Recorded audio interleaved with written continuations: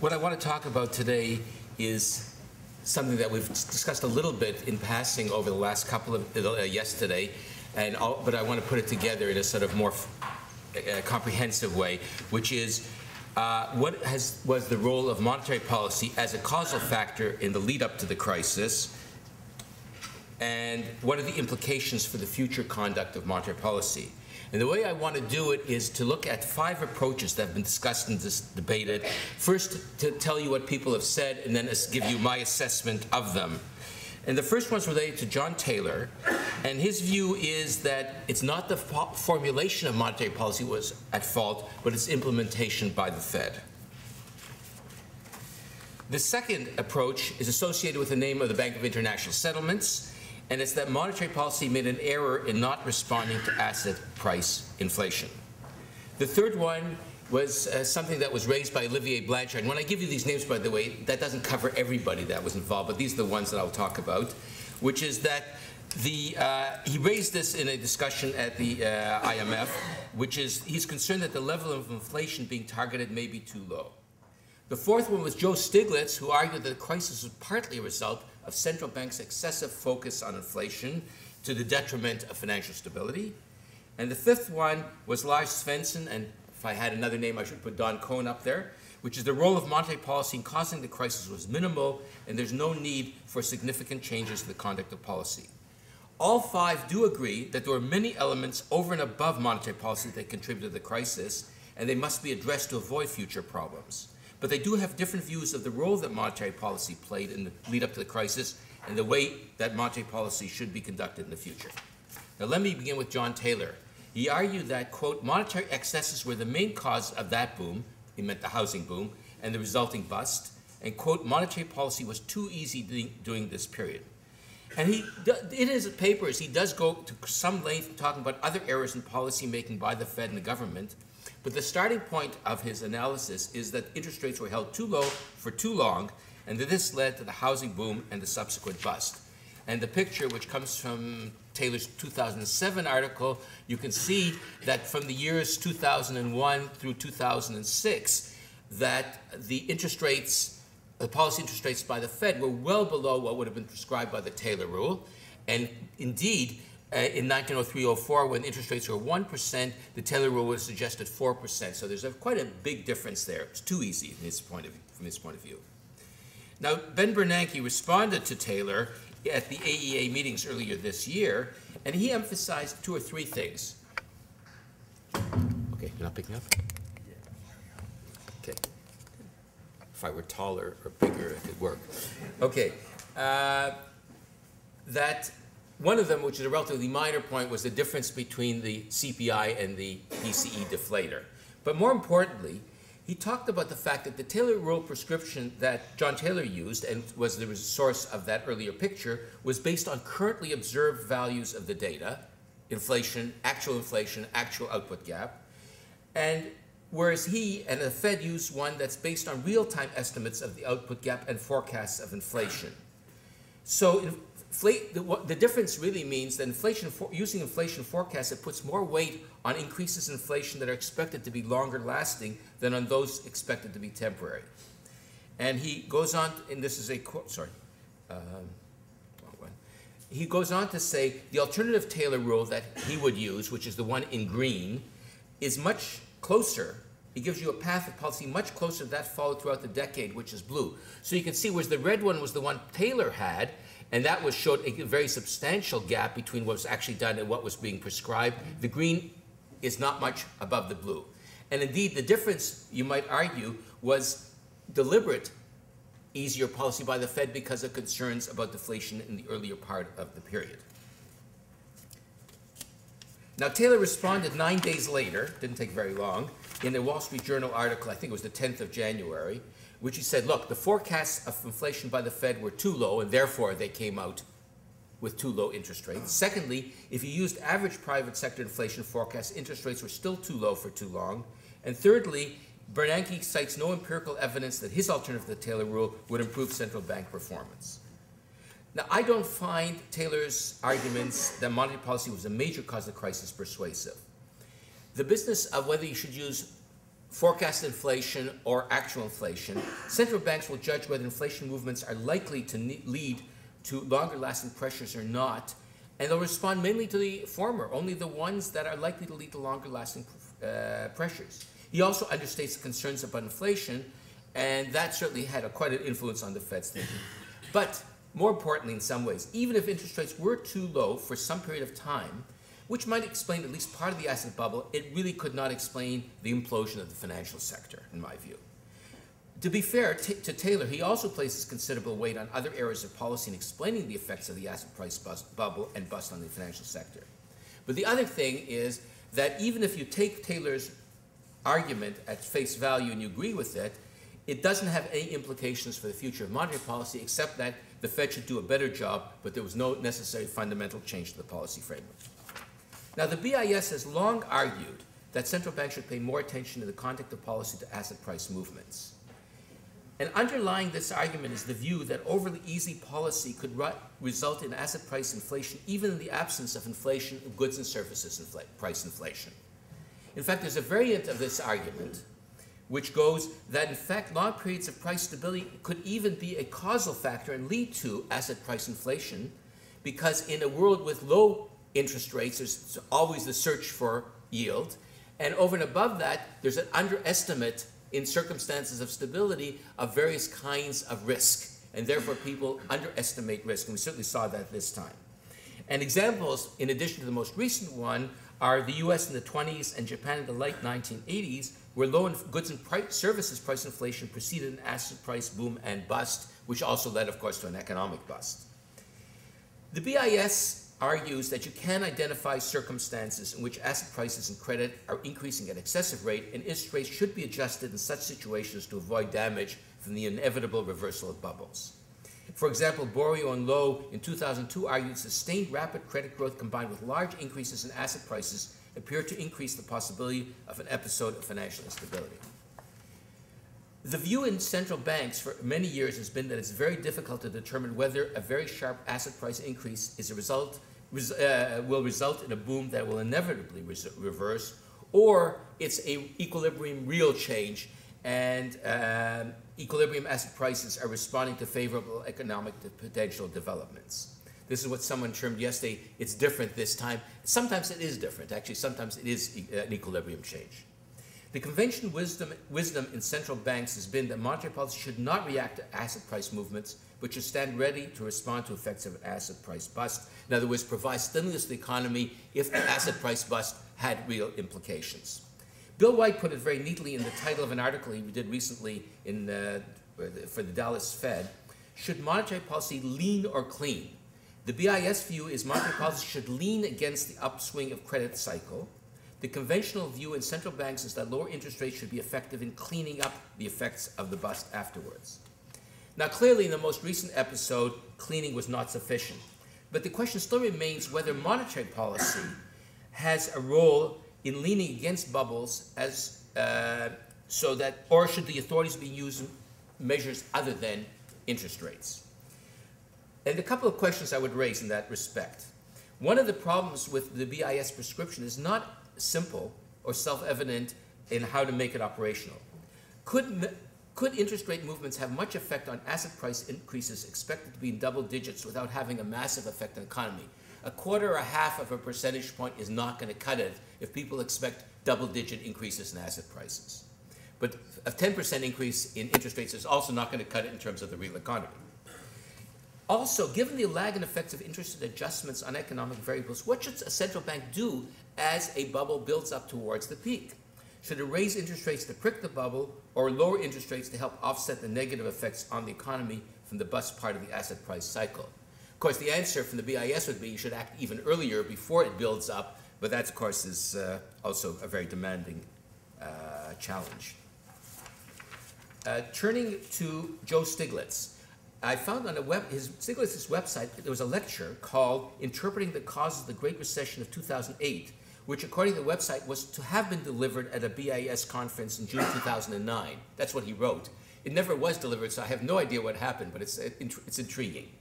But he argues that many elements contribute to the crisis. Low interest rates may have played some role in contributing to the crisis, should not be blamed for it. And I've got two quotes which I'm, because of reasons of time, I'm not going to be reading, simply because they just go through a list of things that he thought contributed to the crisis, and he doesn't underplay, he doesn't say interest rates are totally irrelevant, but he does talk about the fact that many other things contributed, and you can see in the bottom quote on this page, from this perspective, low interest rates cannot and should not be blamed for the crisis. However, in a lecture delivered in South Africa in July 2009, he argued that rigid inflation targeted by central banks was partly to blame for the global financial crisis, and decisions by central banks to focus on low inflation led to many taking their eye off the ball of financial stability. Quote, the crisis is partly a result of central banks' focus on inflation. They lost the threat of financial stability and growth. Now, Stiglitz obviously wants to change the focus of monetary policy away from inflation control to worrying about financial stability. So that would be a fundamental change. But that actually has relatively little to do with the crisis. I'm sure he would have said that 3 years ago as well. And much more to do with his view that low inflation does not contribute to a well-functioning economy. You won't be surprised to hear that I differ with that view. I would note as well that although central banks will have an important role to play in financial stability, unlike monetary policy, where in most countries they have the sole responsibility, in financial stability they are a partner with several other agencies in bringing about financial stability, and that involves, as we've heard, much more complex kinds of things. The second thing is, again, the instruments of monetary policy, in my view, will not have an important role to play in achieving financial stability. We're going to have to use a variety of regulatory and structural instruments to achieve financial stability, although on the margin there may be some case for at least interest rates playing a little bit of a role, but it certainly wouldn't be central. Now, Blanchard and his co-authors, an article called In Rethinking Macro Policy, raised two issues related to the conduct of monetary policy. First was the response to the constraints placed on monetary policy by the zero lower bound, and he questioned whether policymakers should aim for a higher target inflation rate in normal times to increase room for monetary policy to react to very large contractionary shocks. The second is whether when inflation becomes low, policymakers should err on the side of a more lax monetary policy so as to minimize the likelihood of deflation, even if this means increasing the risk of a higher inflation in the event of an unexpectedly strong pickup in demand. Now, I should say he didn't promote these things. He wasn't proposing, he was just musing and saying these should be considered. And there was a survey with interview with him on the IMF survey online, which he talks about this. The earlier literature found that, or suggested that the target rate of inflation of 2% in industrialized economies would allow economies to avoid the zero lower bound with a very high probability. One has to decide in assessing these things whether the size of the downward demand shock during the crisis was very low probability outcome, that was the once in a 100-year outcome, or an indication that earlier research significantly underestimated the probability of such an outcome at a 2% target. Also, even if the latter was the case, you have to do the analysis about increasing the target inflation, taking account of the fact, of course, there are costs of higher inflation, so you've got a cost-benefit analysis, and also you have to evaluate it in the context of not the current set of arrangements, but of a system in which you're using regulatory and other instruments to help avoid similar crises in the future. So the analysis has to be done in terms of the kind of arrangements we have coming up, not the current one. Now, Lars Svensson and some others have argued that the crisis, this is a quote from him, the crisis was mainly caused by conditions that had very little to do with monetary policy and were mostly due to regulatory failures and to some extent to specific circumstances, including the U.S. housing policy to support home ownership for low-income households. He argues the expansionary policy in 2001 and 2005 was very appropriate. Somewhat higher interest rates would have made little or no difference in stopping credit growth and housing boom. Now, the one criticism he did have of the Fed is it's possible that the Fed's emphasis on readiness to relax monetary policy aggressively in the wake of the sharp fall in asset prices may have induced expectations of the floor under future asset prices, the so-called Greenspan put, and contributed to asset price boom. But he argues this is a communication issue rather than a policy issue as such. More generally, he says price stability is not enough to achieve financial stability, contrary to what we thought. We didn't really believe that, but some people argued that before. And interest rate policy is not enough to achieve financial stability. The best instruments to achieve financial stability are supervision and regulation, including appropriate bank resolution regimes. The one thing he did say about inflation targeting is central banks may have to focus on longer forecast horizons, and that financial factors may have a strong and deteriorating effect on transmission mechanisms, making standard interest rate policy more effective, and that we have to incorporate financial factors into standard models of transmission.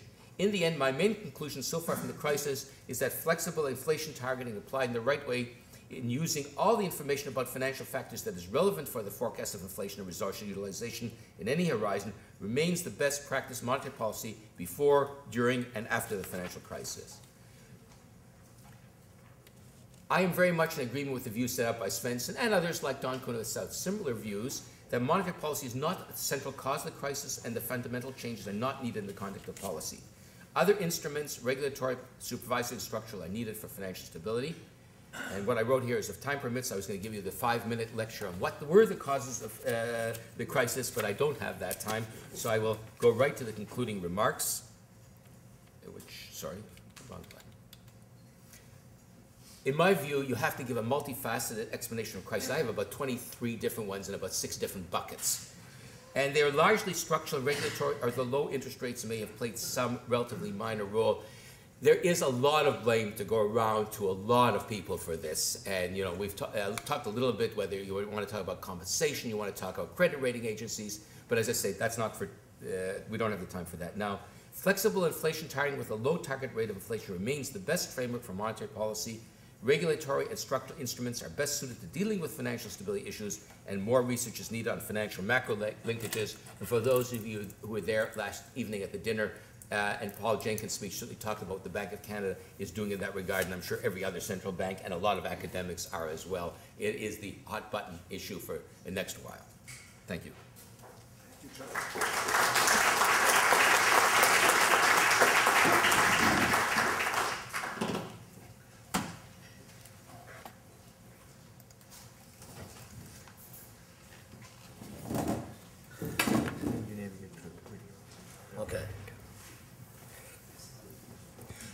I've got the standard disclaimer on the front page. Right now, I think there's too many initiatives to do enough of them well. And there's too many interactions that risk not being understood. And I think some could backfire and actually reduce stability. I think we have to accept, and the rhetoric has gone too far in the other direction, that failures and risk surprises are endemic to these systems. And we need to plan to do better to resolve them at less cost. Too big to fail is a huge unresolved issue, and I would argue has gotten worse, and we can't afford to leave it to figuring out how we'll do that the next time there's a crisis to actually do a better job at it. I think reducing policy uncertainty right now is very important, both for the private and for the official sector. And we need to focus on some of the known deficiencies, what I call the grunt work. Some of it isn't fancy new architecture, but it's actually very, very important. Fundamentally, the way I look at what happened is we had a bunch of leverage, excessive leverage and concentrations. I don't want to go into the macro issues of that Chuck has covered. Maybe we'll cover that a bit more in discussion. Plus a bunch of risk management failures in some jurisdictions and some entities, plus poor regulation in some cases, plus poor supervision in some cases, plus inadequate resolution capacity and inadequate crisis management capability in certain places led to a big, huge blow up. And we know also that there were certain incentives that weren't aligned with where we ideally want them. That's what I drew down on the left-hand side. Now, I just got a proposed categorization for sake of kicking off the discussion today. I've tried to allocate a variety of measures and ideas that are floating around into 3 categories. What I would call musts, includes fixing known problems where the fix has high certainty of being in the right direction. Things that I think are don't touches, but in fact we're wasting a lot of time on. And then maybes. And the maybes are ones which are, some of them which are in the don't touch category, but they need a lot more work before they fundamentally are implementable in a way that might be helpful, and how the issue is how to keep them alive credibly. And I tend to bucket my musts and others in those sort of major areas that I had in my little bubble diagram. Part of the whole framework here is to reduce the likelihood of major problems by increasing the resiliency of the system. And one part of increasing the resiliency of the system is building the financial buffers. So in the category of building financial buffers, we do need to increase capital, and the priority there has to be the trading book capital increase, because that was under estimated big time, and counterparty credit risk.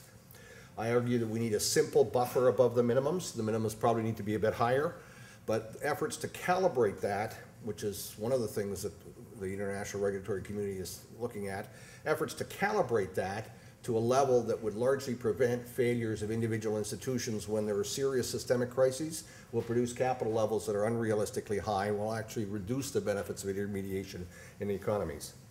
We do need to clean up core capital, focus on common equity, and people tend to think that all these things are relatively easy. They're not. There are huge issues of comparative position of institutions and countries because of differences in tax and accounting rules. And if you just look at the number of comments from private banking organizations that have gone to the BIS on these proposals, from each country or major organization, the comments are in the 40 or 50 pages of technical, maybe more. So working through that stuff is not simple. And indeed, we probably aren't spending enough time on the impact of those kind of things and make sure we've got a reasonable chance of understanding the impact because we're spending too much time on some other things.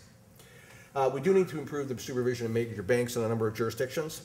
I think the most important thing in supervisory mandates is a mandate for early intervention. It was one of the biggest things that was glossed over when we talked earlier today or yesterday about OSFI's mandate change in the 1990s. It was an explicit mandate for early intervention, and it was understood that that would mean certain things. It was understood by banks, by politicians, by parliamentary committees. Many organizations in the supervisory world don't behave like they have a mandate for early intervention. And as I said earlier in my comments to Chuck's question, we know that if we want certain behaviors from public or private agencies, we got to get the incentive structures right. And part of that is what are you going to be judged against? When I was superintendent, and my predecessor and now my successor, we all treated the early intervention mandate, which was discussed extensively in FISC and in SAC, very, very seriously. And it was a hugely important thing to change the mindset of people on the ground and what banks expected. That promotes will to act. We've had will to act problems in certain jurisdictions. You need enhanced skill sets, you need cross-system reviews, you need consolidated supervision, which always isn't sometimes there, and you need more joint reviews cross countries, because we do need to build trust and reduce the home, going to grab all the money stuff. The proposals for colleges is not bad, but that needs to go far farther if there's actually going to be the trust built up between major jurisdictions on risk assessment for these, let's say 30 to 50 cross-border big huge institutions, and therefore we're going to avoid I got to grab all the money kind of behavior. We do need a real Pillar 2. Charles Goodard and I have debated Pillar 2 and Basel 2 over a number of years. I don't think Pillar 2 had a chance to really work. I sat in the Accord implementation group when we had the first discussion of major countries trying to wanting to override the mortgage market and mortgage model assumptions in major banks' internal rating processes because we knew they weren't accurate enough. And there was a big player at the table who couldn't participate in that kind of discussion in any kind of coordinated action because there was real fears amongst a number of major jurisdictions that if they acted but the U.S. didn't, there would be a problem. Well, the U.S. couldn't because it hadn't implemented Basel II. So there was no chance for Pillar 2 to be really effective in actually trying to change the culture and the judgments and the forcefulness of supervision to do these kind of things. And if we think that we can deal with a mortgage market problem by changing overall capital requirements countercyclically, it's like the monetary policy issue. We got a targets instrument problem. We need another thing. You have to have instruments that can go at specific problems. Pillar 2 is one of them. It's far underdeveloped. And from banks' point of view, the idea that good risk management gets less of a Pillar 2 capital add-on is hugely important because banks want that incentive. And indeed, that's how you get banks to change their behaviors, is to incent them appropriately for this sort of kind of stuff. Second category, musts. We need to do underlying real work on preparation and resolution of major FIs. My current hypothesis is that no major jurisdiction is yet in a place where it could actually effectively resolve with relatively low collateral damage a major financial institution. The private sector incredibly supports this happening because the alternative is to try to make the system so failure-proof through capital requirements and everything else that banking becomes uneconomic. So I was 2 days ago at a meeting of the FSB with private sector participants. There is huge support for doing this well. The official sector is in many cases, in a number of jurisdictions, I'm not so sure in Canada yet, but has said, well, banks doing their living wills can't plan their own demise. I'm sorry, if you can't actually get a bank to sit down with the supervisor and think, how would we take this apart in a credible kind of way, living wills aren't going anywhere. You have to get down to that level. That's a tough, tough thing to do. It takes real complex resources. And by the way, when you do it, you'll often identify systemic kind of issues that are at the core of things. You say, oh my God, how the heck would we deal with that? And then you've actually got to have a chance to enter into a discussion with private sector participants about what backup plans, what further risk proofing you need to have. This takes real work. And the work to get creditors in is not serious enough. I don't know whether contingent capital is the right answer or not, but we need to be spending more resources and thinking time on that sort of kind of stuff. One of the issues, for example, with contingent capital is if a bunch of people hold it and they want to hedge that risk on an idiosyncratic basis, what are they going to do? Well, they're going to short everything else, that all the other banks. So you've got an interesting little transmission mechanism through that. Have we thought through that? Maybe if you can't hold that inter-FI, I don't know. But those are the kind of things that you've got to think through. It takes high quality power, judgment, thinking to do that. We're not doing enough of that. I also think some cross-border progress on resolution is possible. I noticed a very interesting little agreement on the FDIC's website for a resolution of a small bank that is an agreement between the FDIC, the Hong Kong, and the China Bank Regulatory Commission for a resolution of a small FI on a bridge bank loss sharing arrangement. How fascinating. If you can start to do that, there are things that we can do to make the insolvency regime better. But again, it needs focus, and it's really important, but it's not snazzy. We also need sustained enforcement of the FSB compensation principles. I personally believe say on pay is a good idea, and other governance changes that we put in place in Canada. Governance in Canada was actually relatively a success story in the crisis because we actually had a governance measures, things like splitting chairs and CEOs, things like enhancing capabilities on boards and things like that, things like individual shareholder votes for individual directors that should be applied in other places. And I think our experience with say on pay votes in this recent round of proxies was actually a good thing. We need to revitalize serious peer review. I underline serious. Again, that takes time, that takes focus. There are a limited range of quality people in the world who could participate in those peer review exercises that Tiff talked about yesterday. And if you don't get serious people doing it, you're not going to get the kind of results. The IMF did a financial sector assessment of the United Kingdom. Boy, the banking system was just fantastic, as I recollect in that bank supervision was just fantastic in that. There was no comment about light touch regulation. On the insurance side, by the way, in the same FSAP, tore apart the FSA on the insurance side, and rightly so, because for the same kind of problems that ended up showing up later in the Northern Rock situation. So, you get that kind of result of a peer review process, the chancellor isn't going to take it seriously, and he didn't. In fact, he spent a lot of time having his people phone the assessors to try to get the thing toned down. If you're going to actually go up against major countries on peer assessments, it has to be done in a way with quality resources and treated seriously in the fund or the FSB oversight and governance process, which to date I see no indication that actually is going to happen. We do need better monitoring and measurement of leverage across the system, better measurement of concentrations. Again, that's grunt work to get better data. We need to clarify public expectations a bit better. The FSB mandate still says that it's going to assess vulnerabilities and try to reduce the chance that any problems ever happen. Well, gee, did that mean it just sort of failed last week and 2 weeks ago? Let's get real a bit about what the public expectations are about the fact that these systems do have the possibility of failure. One of the interesting things what wasn't talked about in the legislative mandates in Canada is explicitly recognized that things can fail. Now that plus 25 cents doesn't help me very much when I go up against the Parliamentary Select Committee later, but it's actually better than nothing. Because I think anybody who's in a regulatory or supervisory position knows that the best you can do is break even. There isn't any upside, but breaking even actually could be pretty good. But we do need to clarify public expectations of what is realistic here. We do need a transparent and more effective implementation process for new rules. There's huge issues cross-border, worries that implementation of rules by different jurisdictions wasn't as even as it was supposed to have been between countries. And lots of people knew that. It's not like the fact that certain European banks were levered 50-1 wasn't known for multiple years. It's not like the fact that the U.S. investment banks were not within a comprehensive consolidated capital regime wasn't known for 50 years or 30 years or 20 years. Everybody knew that, and people grumbled about it, but nothing happened about it. And in attempts by the European Union, for example, to require the U.S. to put in this consolidated oversight program at the SEC that turned out to be ineffective because they fundamentally didn't believe in it. If you can't find a way to deal with some of that sort of kind of stuff, we will end up with the problem that rules will be implemented very differentially across jurisdictions with financial stability implications. A few don't touches, some of them have already referred to. Explicit surcharges in systemically important banks. Systemic is often a lot smaller than you think. And I just love the idea that we're going to talk about systemically important banks and identifying them in a world in which we know we haven't got too big to fail solved. That's a recipe for even worsening too big to fail. I think limits on distribution of dividends pay related to capital as in the Basel proposals are misguided.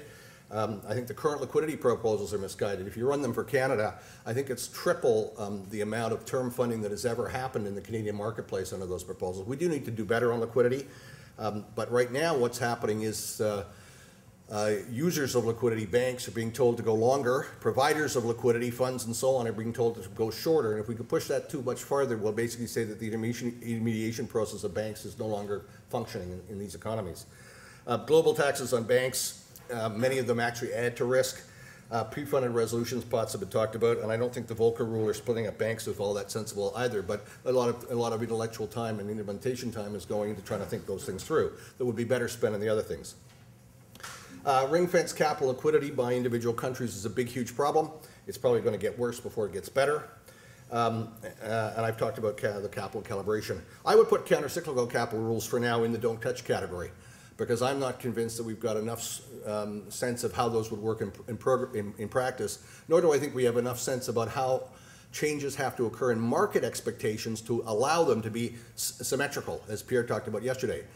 Rating agency methodologies, counterparty credit methodologies will not, at the moment, in my judgment, let banks reduce capital in times of crisis. So I think this needs a lot more work, including a lot more work on how do you change expectations, both within banks and within the marketplace, before we could actually put this in place. Plus, it needs a lot of sorting out mandates. It's often assumed that it'll be the central bank who wants to be tougher than the supervisor. It actually can be the other way around, because it may be that the central bank and finance ministry doesn't want capital requirements raised at the time of a cycle because they're worried it's going to reduce economic growth. I've actually seen that happen in countries, that kind of dispute. So we have to be careful about how those mandates really work, and if we don't get that right, we'll end up with nobody in charge of anything. A few maybes. I worry about the whole rating agency thing, the behavior, the incentives. I don't think enough work is going into sorting out what those ought to be. I found it wild when I learned a few years ago, a couple of years ago, that you couldn't actually sue rating agencies for negligence or malfeasance. I think the incentives here and the model in which you've got rating agency revenues driven off the gross, not the net. You know, we know most compensation systems shouldn't be driven off the gross. They've got to be driven off some measure of the net. Rating agencies don't work that way. There's the whole oligopolistic issue and so on.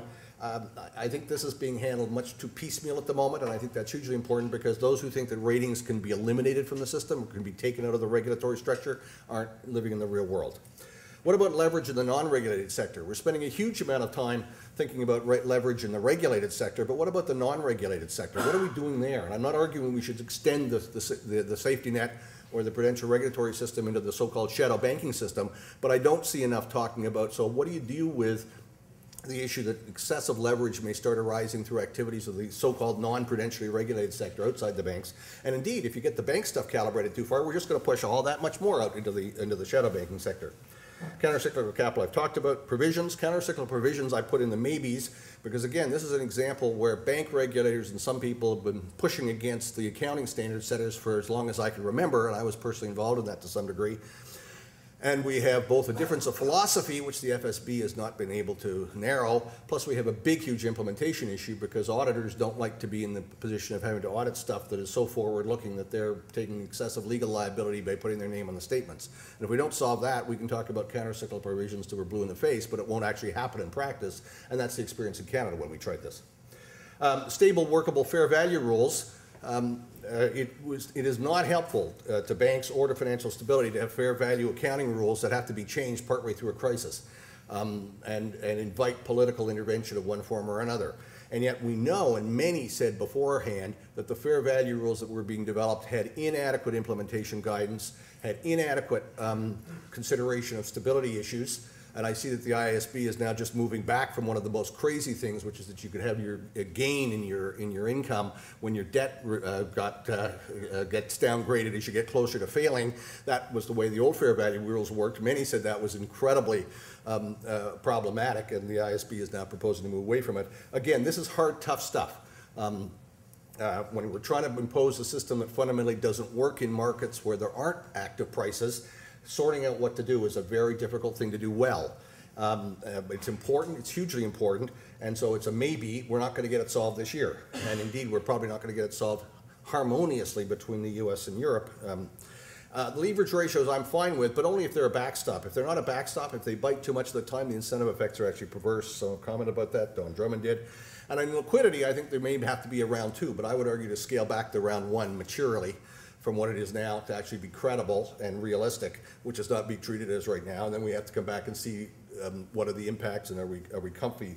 And indeed, that having several rounds of these things might help, because while we can talk about transition rules, markets will in fact demand much more active movement towards the end state than any transition rule put forward by a regulator. And regulators, as they think about impacts, are not giving adequate consideration to that at the moment.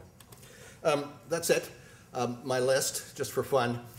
Anybody can have another one, but I think it's much more important that we actually make some progress now, because right now there is inadequate public credibility for these efforts, I think. And that hurts banks, that hurts regulators, that hurts policymakers. And if we don't start restoring public credibility in the system's ability to deal with these things better, we're all going to be worse off. And so I'm one, as I've always been, where some pragmatic steps in the short term with the capability to evolve is better than trying to make the best the enemy of the good. Thanks very much. My assignment today, somewhat self-assigned, I must admit, is more by way of rapporteur, and some of the messages that I've seen come through, hopefully without terribly misinterpreting those that have come before me. What I'd like to do is begin with some what I'll call preliminary observations, and then move on to what seem to be the main questions. And then thirdly, perhaps most interestingly, most controversially, some of the answers that I thought I saw come forward. And then end with a short section that I call the swinging pendulum. So that's kind of my outline. If I had a PowerPoint, that's what you'd be looking at right now, those 4 sections. With regard to the preliminary observations, I guess I begin by noting that if you think of the big takeaways, the big elements that might, this crisis of the century, the last century, might have, I guess it's this century, might have spawned.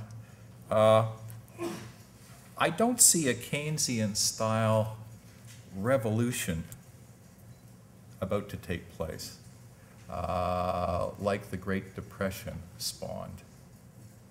Now, it may be premature to make that judgment, because I know Keynes' book came out in 1936, if I remember, so we may have to wait a few years. So this could be premature, and again, reflecting too much self-satisfaction with where we are. But tempting fate, nevertheless, I'd venture too that I don't see the elements of even a monetarist style revolution like the great inflation of the 1970s spawned.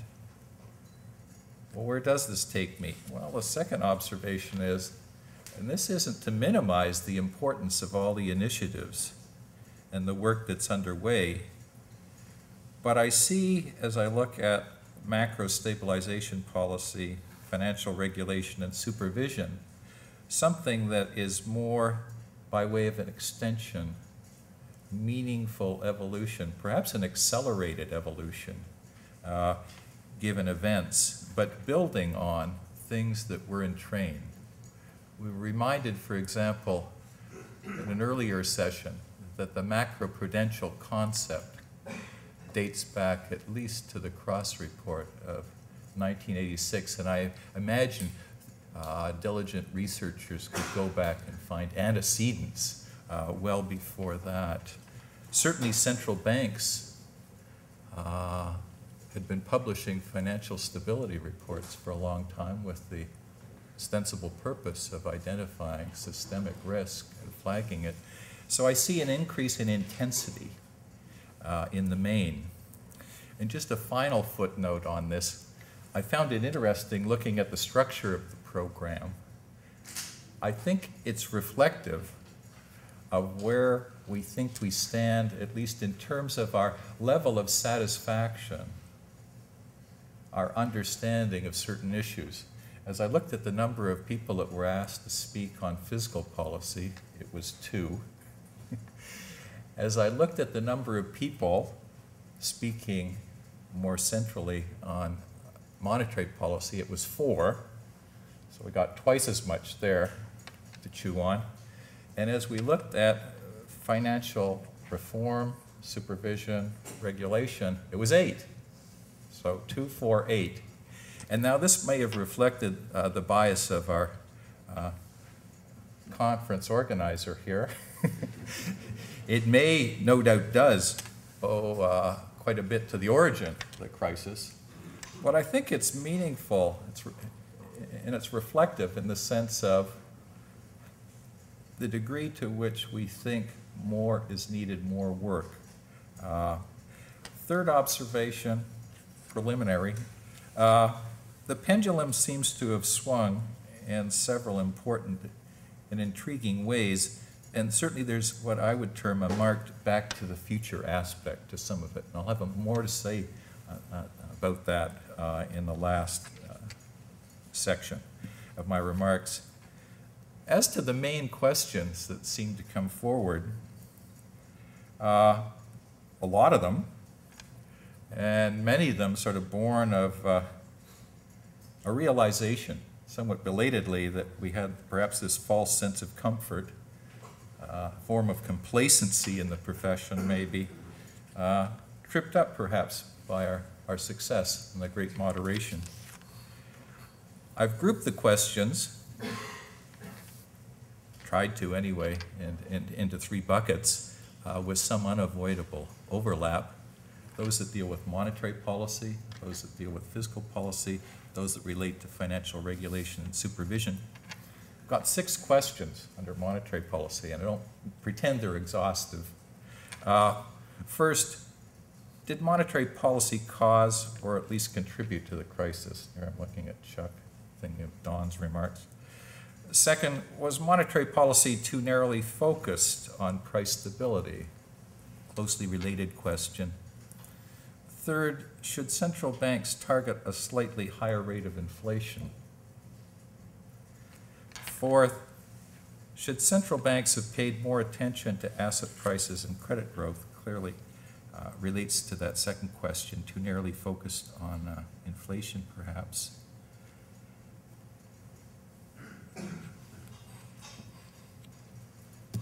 Wait a minute, what number was I at? 4 or 5? Were you listening? 4, okay, 5, good, I'm still on track here. How effective were the remedial liquidity and unconventional monetary policy measures that were undertaken? 6, are any of the unconventional tools ready for prime time, like regular use? And so that's my monetary set, maybe too limited, may reflect a certain bias on my part. Fiscal policy, a little narrower. Just have 2 questions there. Not that they're unimportant, but what came forward was, how effective is fiscal policy? What's the multiplier there? How does it change if you apply conventional fiscal policy in unconventional circumstances? Is that meaningfully different? And then the second, more general question, but obviously incredibly relevant, is how far can you push that effectiveness without prejudicing either the credibility of monetary policy through fiscal dominance concerns, or more importantly, the credibility and solvency of the state by levering it up enormously to solve the leverage problems of the private sector. Financial regulation, I'm back to sort of 6 questions there. Do regulators and supervisors actually need new tools, or they just need to be more attentive, focused, more tight-assed, to use the term used earlier by John Chant in reference to repeating something that David Dodge apparently said. Second, will higher capital requirements and tighter liquidity requirements really help? I guess that's the same way of posing that first question, just slightly differently. Third, will counter-cyclical instruments and perhaps more exotic and innovative initiatives prove practicable or acceptable? What about contingent capital in that bucket? Fourth, how can private sector misbehavior be corrected? How can we get the incentives right? 5, is the too big to fail problem too big to solve? Do capital surcharges and bank levies make sense here? Should we constrain the scope and size? Do we simply break them up or insist on narrow banking as an alternative here?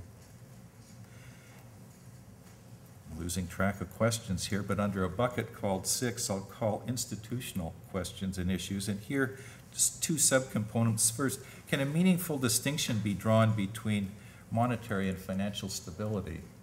Or is one of the lessons that we've learned that this is a little murkier, a little fuzzier than we had thought earlier?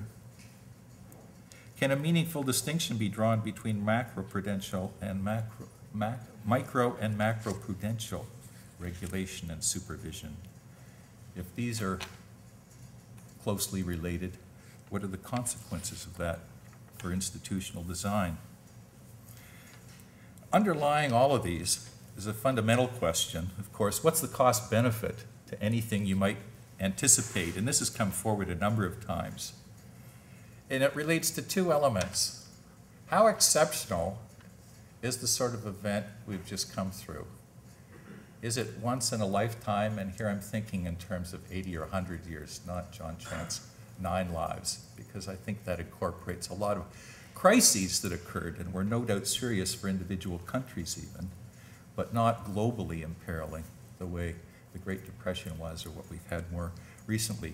Do you want to reform in an ambitious and aggressive way, maybe, your stabilization policy, your financial sector, for an event, and here we have to make the judgment. How often is that going to occur? The second element of this, of course, is how effective are the reforms, the instruments likely to be? It's kind of interesting here the way we began the conference with a quote from the president of the university, who in turn had a very intriguing anecdote about Ben Franklin, and also a link to philosophy and the perfectibility of the human condition.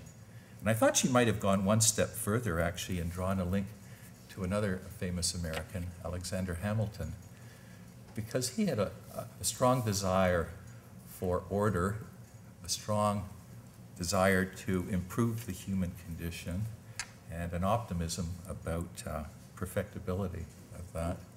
And even more related to what we've talked about, an insistence on fiscal prudence, an insistence that the U.S. pay off its Revolutionary War debts as a way of giving credibility, comfort, assurance to its own citizens and other potential external creditors, and a strong emphasis, as you know, on sound banking and regulation. That would tie things together. Can we actually do this with the sorts of things we've been talking about? Well, the third section, 7 minutes, I can do that. We've extended, by the way, we're no longer working on 15-minute sessions, mini sessions here. We've jumped to 20. We're exhausting our extra 5 here. It's called flexible target. Yeah, flexible target. Okay. Or errors. Lack of control, out of control. Main messages. What did I think I heard on the monetary policy side? And here I apologize in advance for any selectivity or central bank bias. But the bottom line here seems to be, some adjustments, some thinking needs to be undertaken. But in the main, I don't think I'm misinterpreting Chuck or Don or Dave, Paul. Minor tune-up might not be the right term. We've got homework to do. We've got serious research to do on real financial linkages, understanding the way the global economy operates. But it's not much beyond that. Monetary policy was at worst a contributor to the crisis, not a cause. Flexible inflation targeting framework that many central banks follow continues to be appropriate. However, sort of a codicil to that, you may want to give a little more attention than central banks have been inclined to asset prices and credit growth, if for no other reason than it would sharpen your monitoring and forecasting with regard to the future evolution of real output and inflation. But maybe those variables just deserve a little more attention in the tool set there. The underlying reminder is don't lose the monetary policy focus, though. Certainly aiming for a slightly higher inflation rate didn't receive much support. The remedial actions that were undertaken in the crisis, especially with regard to the provision of liquidity and dealing with evident asset price distortions, seemed to be effective. But in truth, dealing with the zero bound was probably a little harder than some of us had assumed, certainly when we were busy giving free advice to the Japanese in the 1990s and just saying, you just have to try harder, your heart's not in it. A little harder than we might have suggested. Some of the unconventional instruments should be kept in the toolbox for ready, if not regular use. And here I'm thinking about the expanded list of liquidity instruments in the main. I don't think much beyond that is ready for prime time, certainly. On the fiscal policy side, briefly, we've got the multipliers, which I think we saw some evidence, some support for the view as they're not negative to zero, in fact, as some people had suggested prior to the crisis. Certainly if monetary policy is accommodative, and especially in the presence of a zero lower bound, they could prove more effective than some had suggested. This is reflecting the comments of Tiff, Bob, and others. We'll see how easily they can be unwound.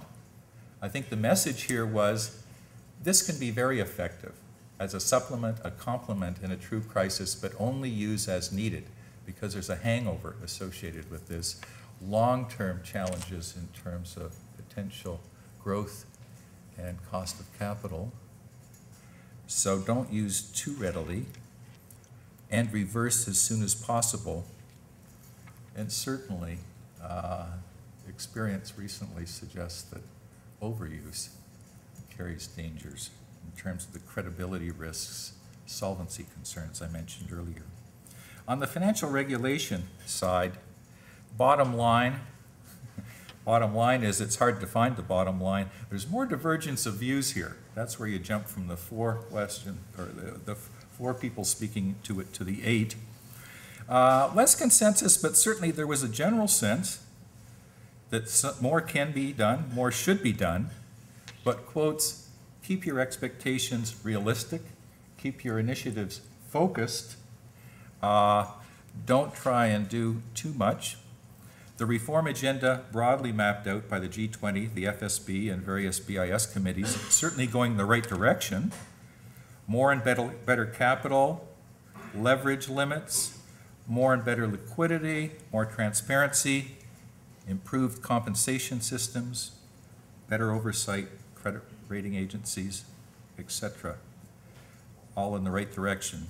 But certainly there was some concern, as Nick said, that the best may be the enemy of the good here.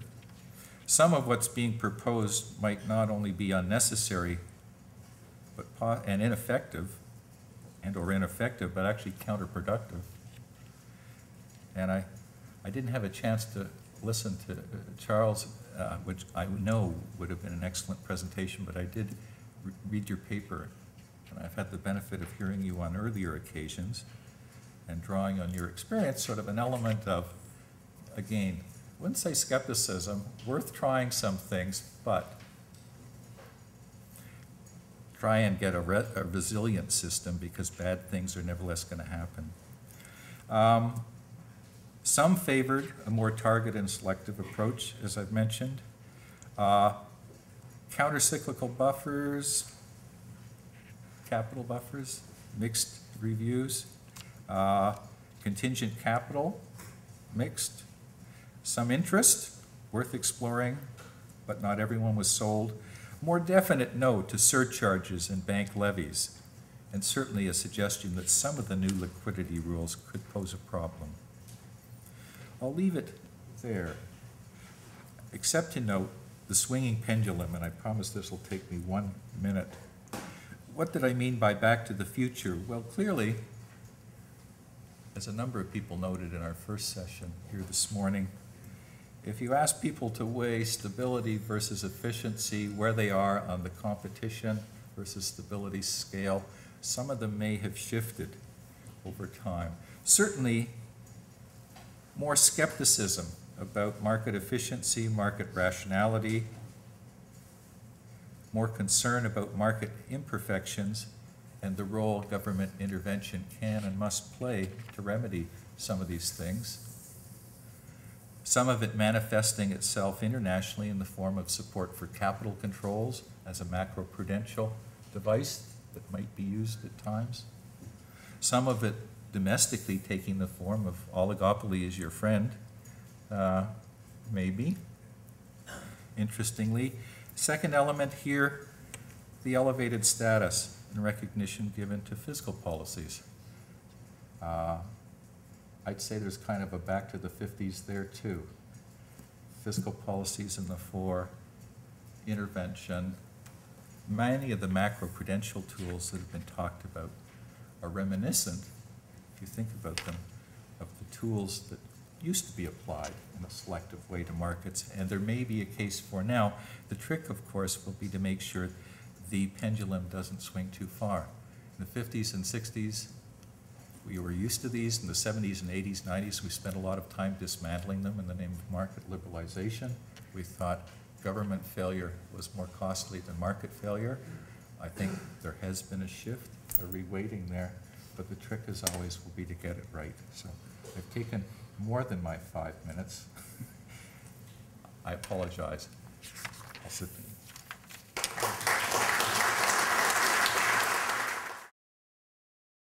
I would put in this class of literature also the earlier piece by Claudio Borio and Kevin Lowe, 2002, that Chuck talked about, and the more recent work with Claudio Borio and Matthias Drayman, which looks at the growth in credit, the growth in housing prices, the growth in stock prices as predictors of financial crises. So I guess my question for Nick and Chuck is, I mean, do you see these as causal in some sense? And if they are causal, does that mean we need tools to lean against them? And Nick is saying at the moment we shouldn't use countercyclical capital, and Chuck is saying at the moment we shouldn't use monetary policy. So I guess the question is, you know, what do we need to do to know whether we should use either policy? What needs to be done in this area?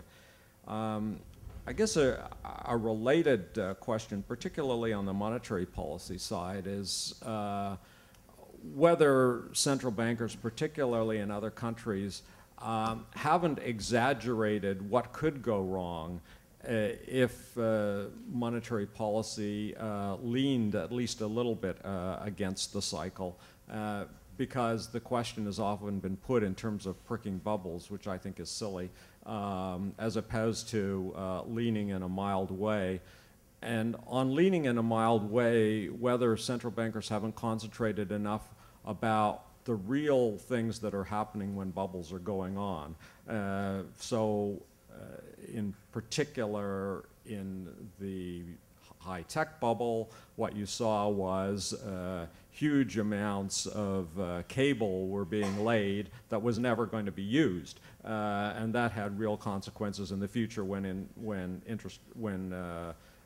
investment dried up. So leaning against the bubble is also leaning against something that's happening on the real side.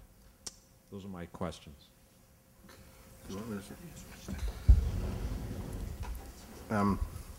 David, I'm not a full historian, but of all of this kind of stuff, but my reading of a bunch of the history here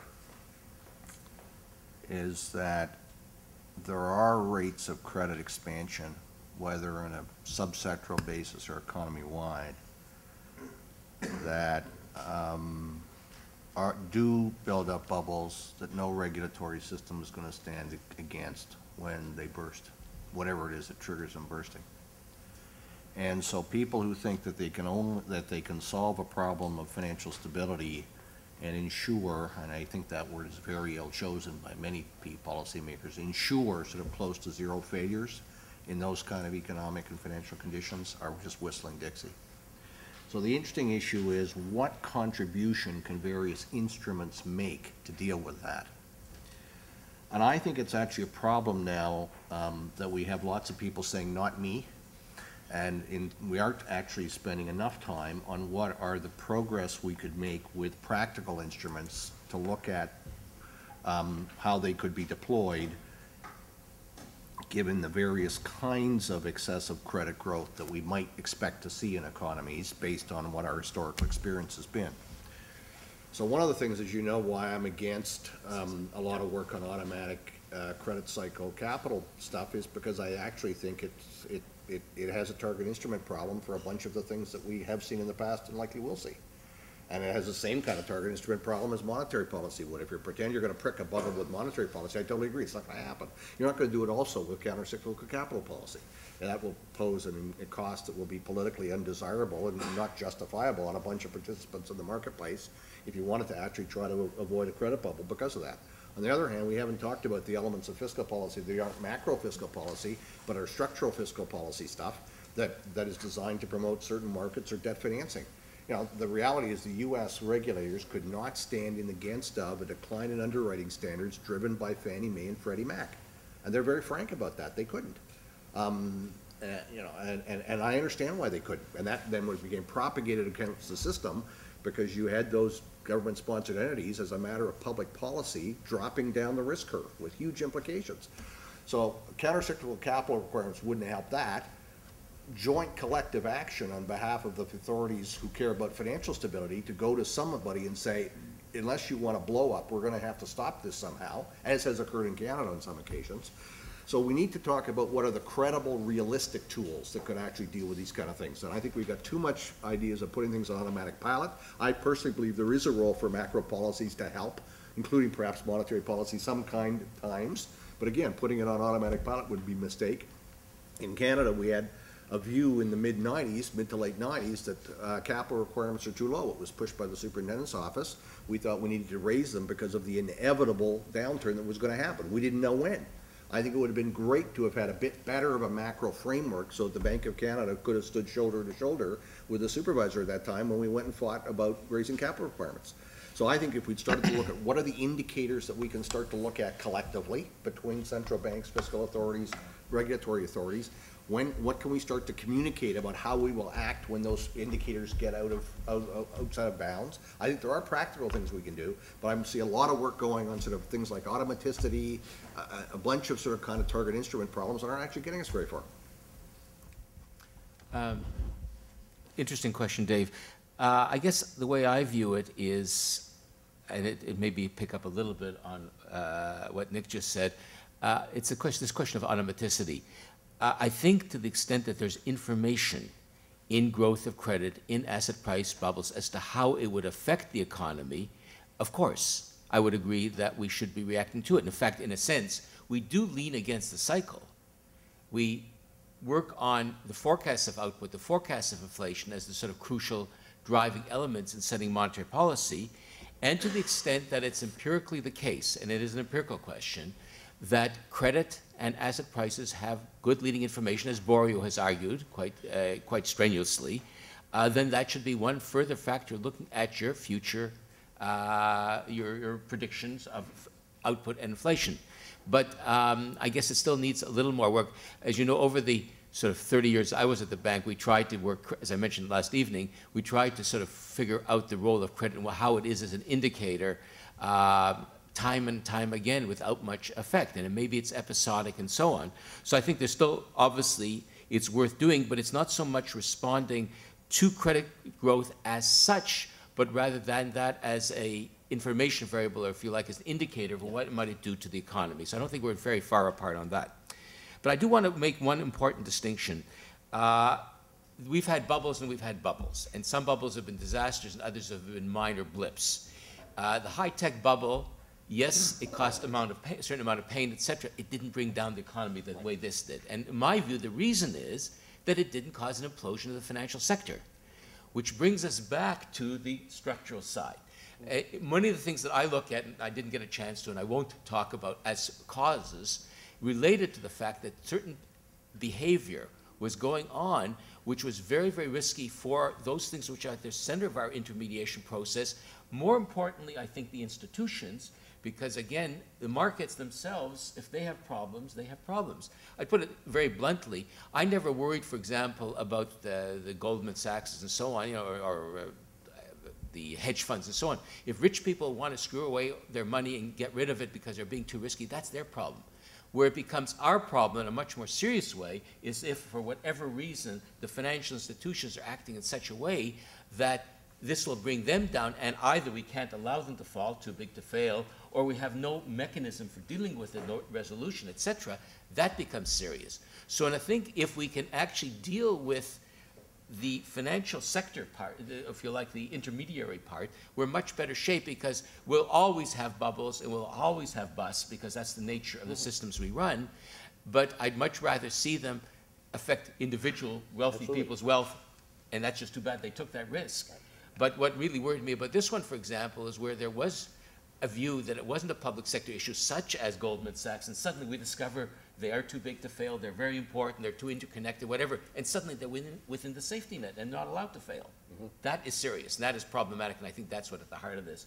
So I think to just sort of come back to your question, yes, we should be looking at credit, and we should always look at credit, we should always look at money and other things, and at times they will give us information, but we have to be careful of making it too automatic because there are times when they're giving us false information.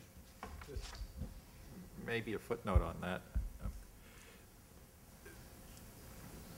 Lars Svensson, of course, is a great proponent of flexible inflation targeting, and the view is that you take all useful information, make judgments, forecasts, and use that, as you should, to gauge condition of the real economy and the consequences for inflation looking ahead.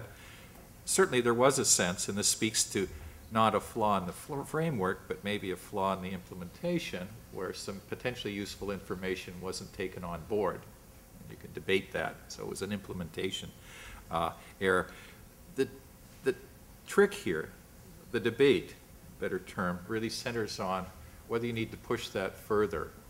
If you've sort of made Lars happy by doing whatever you can in terms of information gathering, indicator models to fulfill your monetary policy mandate defined as inflation targeting, is there a sense in which you should at times, as a practical matter, go even further?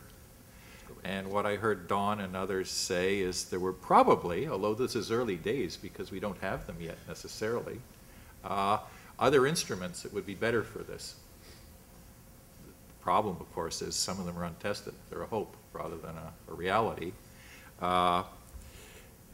If I heard Don say, though I'll end on this, it appeared that for whatever reason the tools weren't there, or there was an inability, unwillingness to act on the part of supervisors, regulators, whoever has responsibility for this. Of course, if you thought something terrible was about to hit or there was a serious problem, you might be inclined to go a little further than Lars here, that the sensible, practical people would go further if you had some ability to do some help. Even if you couldn't deal with the bubble totally, at least you'd be helping to ameliorate it. That sensible people would do that. Charles Goodhart, I want to make one brief comment about macro, which John Murray raised, and then ask Nick a question. Now, where we got in macro was that the workhorse of the models was in fact a real business cycle model with a price-wage stickiness. Now, in that, by assumption, there was no default at all. Everybody paid all their debts with probability 1. Under those circumstances, you don't need money, there is no risk premium, and you don't need banks. If you read Mike Woodford's Interest and Prices, there's no banking system, there's no financial sector, you don't need it. So the macro model we've got actually assumes away virtually everything that ought to be of any interest to central banks. Now, why they went along with this, I never quite understood. But now, surely, we have got to get to a world in which our models incorporate default money and banks and risk premia in a serious way. And as Paul was saying yesterday evening, this work is beginning. It may not have a Keynes, but I think it will have I hope it will have a series of people working away at this. The interesting issue is that for so long, actually, these models, which were clearly insufficient from anybody who has had any sort of sense about central banking and banking, were clearly insufficient, nevertheless worked fairly well, because normally there are relatively few failures. Failures don't matter. Risk premia are low and stable, and money and banking is indeed a passive veil. Now, what do you do under these circumstances? Do you have a model which works only in normal times, and then a separate model for when life gets difficult? Or do you have a much more complicated model, which most of the time you don't actually need? And I don't know quite what the answer to that one is. Now, for Nick, I got a specific question, and that is, when the banking system gets into difficulties and confidence falls away, people start taking their money off the table. Under those circumstances, cash really is king. Now, one of the problems of the COCO approach is that the amount of cash it brings to the banks is relatively small. All the cash it brings in is that you don't have to pay the interest on these COCOs. For the rest, if the bank actually fails, yes, it helps to absorb a lot of loss, but it doesn't bring in cash. Now, if you actually stop dividend payments, it brings in a hell of a lot of cash. My understanding of the numbers, and I can't remember whether this is UK or US, it's certainly not Canada, was that the amount of dividends that were paid out between August 2007 and when the thing hit the fan in September 2008 was a great deal more than was raised by all the banks in new issues of bonds and equity and so on. So that if you could stop dividends early enough when the thing was getting into difficulties, you really would get a lot of cash back into the banking system. Now, you ruled out this procedure that you should have a mechanism for when the banking system is clearly getting into some kind of difficulties, of stopping the banks as a set paying dividends. You seem to rule it out. You didn't say why. I'd be very interested in hearing you expand on the reason why you think restraining dividends by the regulators is something that you would not do. I would put it very much at the top of my wish list. I don't want to be misunderstood. My comments were about proposals that I've seen that would, again, relatively automatically constrain dividends in relationship to a system's capital position.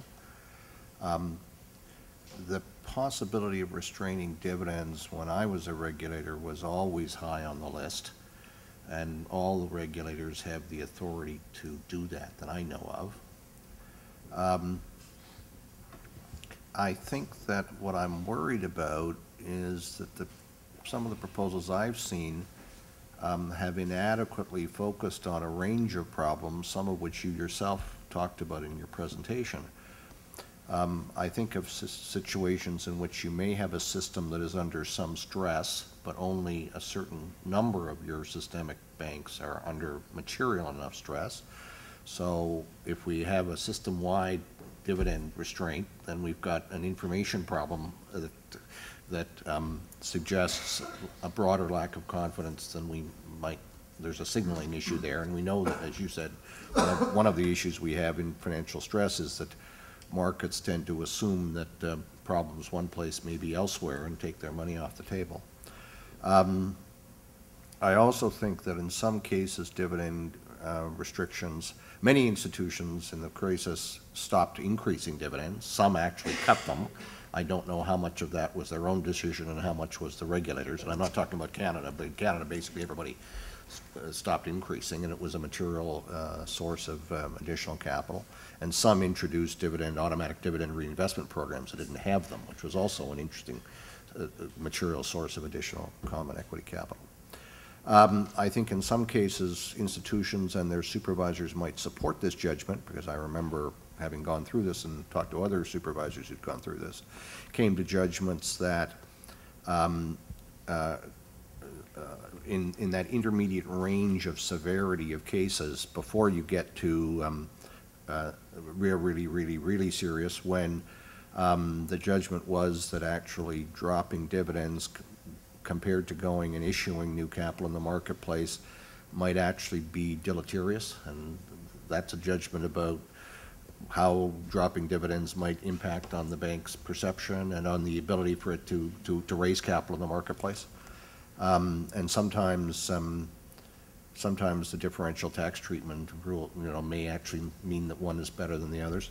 So what I'm arguing for is a more nuanced approach to this, and then I think you come to the will to act problem. But I think that problem isn't going to be solved, shouldn't be solved through some automaticity kind of measures here. I think in some jurisdictions the will to act problem is an issue, but I don't think it was in Canada for reasons we've talked about. So that's a rather long, convoluted answer to your question. On the COCO's part, I think we have to be really careful, and that's why I was arguing we haven't spent enough time on whether it's this or some other mechanism to get the debt holders to opt in. I think there's broad agreement in the official, academic, and private sector that we need a way to do that better than we've tended to do that in the past.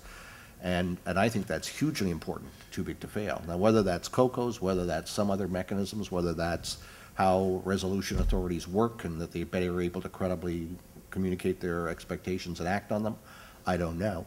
I think that in my understanding, I was interested to hear Ted, that some people are looking at the contingent capital thing not as a sort of in the intermediate slide position as a way to raise new capital, which you rightly suggested may not be the most effective way of getting a lot in.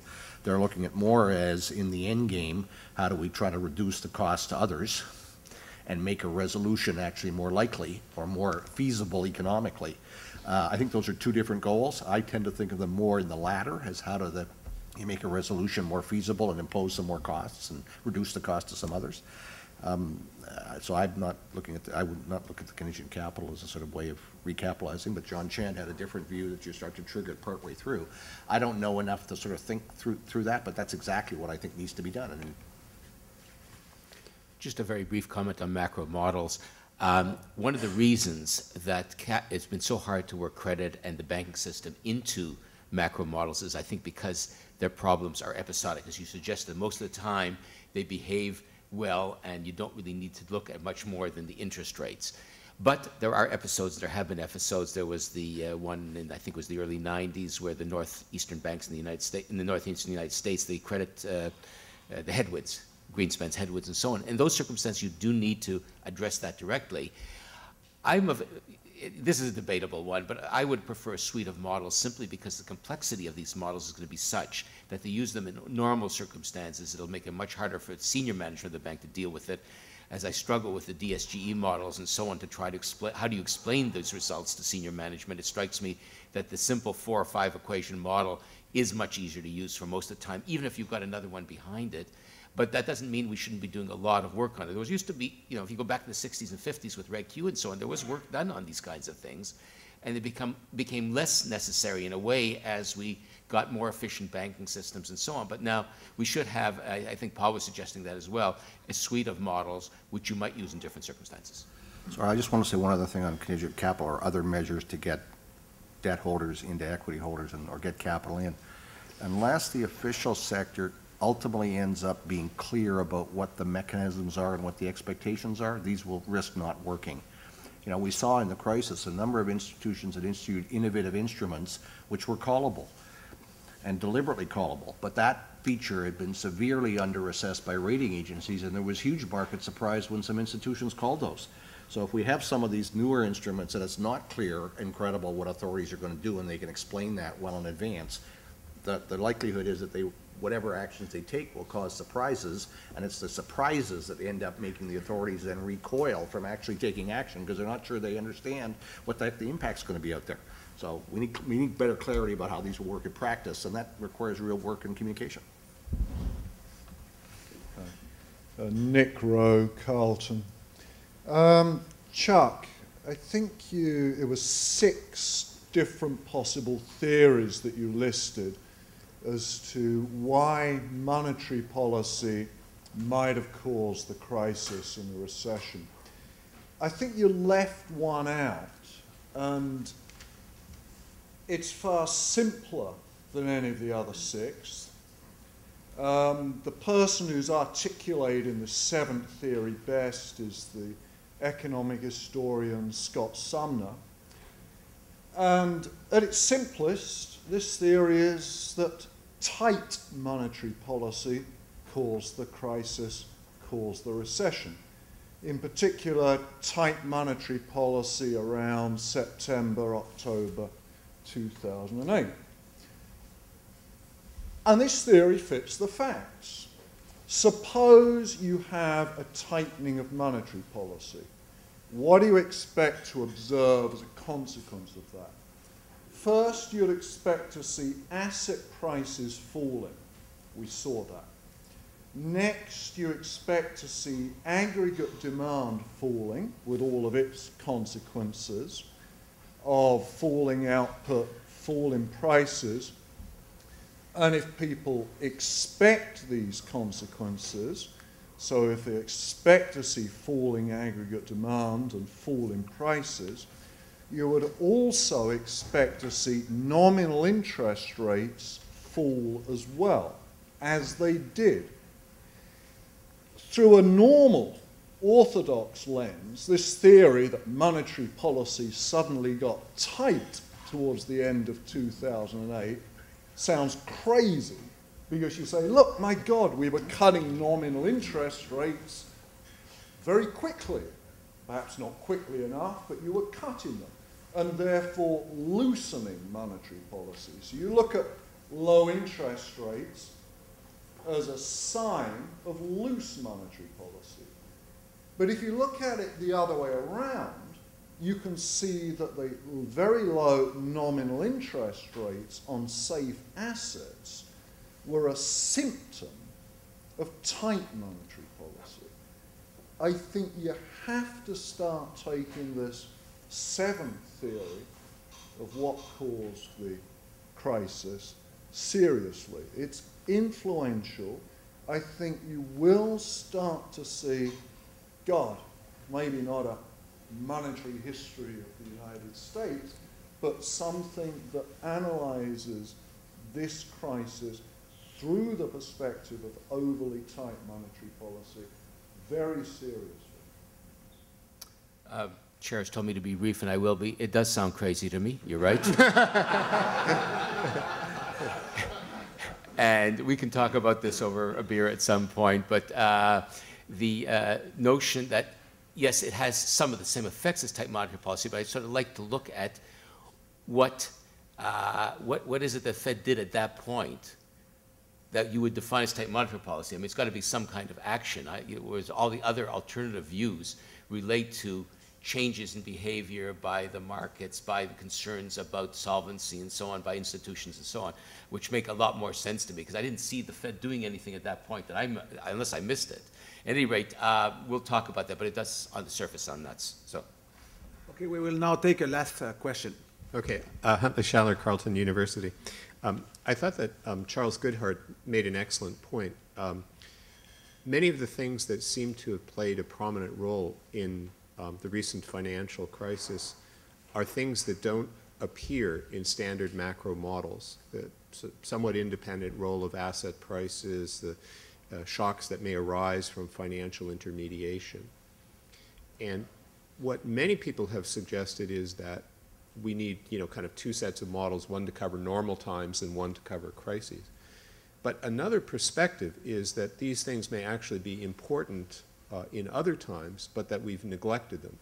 John Cochrane wrote a paper, I think it was in 1994, talking about shocks, and made the point that the existing sort of shocks that people have primarily emphasized, technology shocks and monetary policy shocks, have difficulty accounting for a large proportion of the variation in output that we observe. And it may be the case that actually some shocks arise from the process of financial intermediation, but because we haven't been looking for them and because our models haven't been oriented to thinking about that set of issues, there may be aspects of financial intermediation and the movement of asset prices that are quite important in normal times too, and account for some of the fluctuations that we see more generally. Just quickly in response to that, but and I was tempted to actually respond to Charles too, and you're quite right. I mean, we don't understand the transmission mechanisms, the transmission channels, as well as we should. There's a lot to learn there. There's a lot that we suspect and we'd like to model and test. And it's not that we haven't been trying. I think Paul's presentation quite neatly showed the evolution of modeling work at the bank and how, even at a fairly early stage, there were attempts to incorporate some of these by assuming more than one asset. Even if you went back to SAM, in fact, even if you went back to RDX, it had some more attempts at elaborate financial sectors. But the problem in large part hasn't been a lack of interest or motivation, even in normal times, but technological constraints, modeling constraints. Even if you were wanting to build a separate satellite model, that was not going to be quite simple enough, given the complexity of the problem you're trying to address. So in defense, I think I'd say it's been a long-standing interest. Central banks have known we needed to learn more about this. Certainly recent events have brought focus to that and accelerated the efforts, but fortunately I'd say coupled with some technological improvements, computing capacity and so on, that make some interesting work really more feasible. Okay, thank you very much. Just some closing remarks. As any of you who have organized a conference know, there's a lot of people who get involved in organizing conference, and Steve and I would like to thank them, take 2 minutes to thank them. First of all, first and foremost, the paper givers, the discussants, and the chairs for the work they've done, and I think I appreciate it.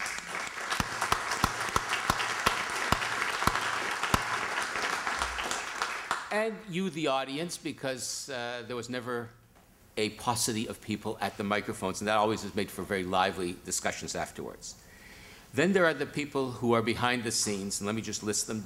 Don Bjornson, Deirdre Nelson, David Houghton, Tim Cathcart Black, Abir Riza, Jason Aston, Bill Snow, Jianan Lee, Vikesh Chural, Rob McNabb, who's at the video, Lisa Chalifour. Then there are the people who provided the money, and that's very important. Shirk, SSHRC gave us a grant. You already heard the TD Don, with the help of Don Drummond, paid for the dinner last night and co-sponsored it. The Department of Economics, the Dean of the Faculty of Public Administration, and the VP Research and International all provided money for it. Now, you may want, well, first of all, before I forget, because we forgot at the end of the first one, as I mentioned at the end of the day, yesterday, Ted Price's, the paper out there yesterday was the draft. The correct final version is out there. You can pick it up at the registration desk on your way out. What are we going to do with these things? We are not going to edit a book. Thank God for little mercies. What we will do, though, is, first of all, the papers, at least those that are available, will go on the website. Not immediately. It'll take a little while. You may have wondered why we were recording. This is a bit of an experiment. At Carleton University has a channel on YouTube. And what we thought is, once we got this uploaded, and it will not happen for about a month or a month and a half, we will have basically the video of everything except, unfortunately, last night, because it was just too complicated to get them into the, to get the video stuff into the Chateau Laurier. And so you can watch, we will all watch ourselves. Our grandchildren will be interested for at least a second and a half. And that reminds me, when I was teaching at Minnesota, at one point I was a half-hour television show. It was the time of the crisis in 1971. And my older son was at that time about a year and a half old. Oh, Daddy's on TV. And it took him about a minute and a half, and he said, "Sesame Street, please." So, but anyway. So I'd like to thank everyone for attending, thank everyone who did this, and as I say, you can keep an eye on our website, as there will be